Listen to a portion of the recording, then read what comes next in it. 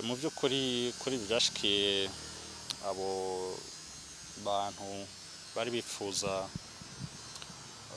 kwinjira mu mwuga w'abarimu, bari bizeye ko bakoze ikibazo kandi bagitoye. Murumva ko iyo hamaze kubaho abantu babatera ubwoba kiba kibaye ikindi kibazo. Mu by'ukuri ni ikibazo gitegerezwa gufatwa mu minwe n'inzego z'ubutungane.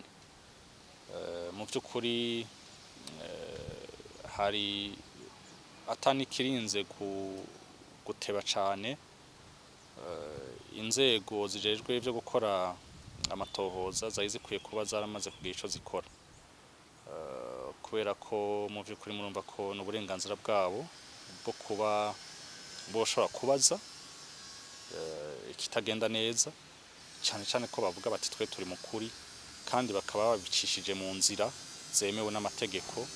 No kuvuga ko bagiye babishikiriza abo bari bakwiye kubishikiriza nyene.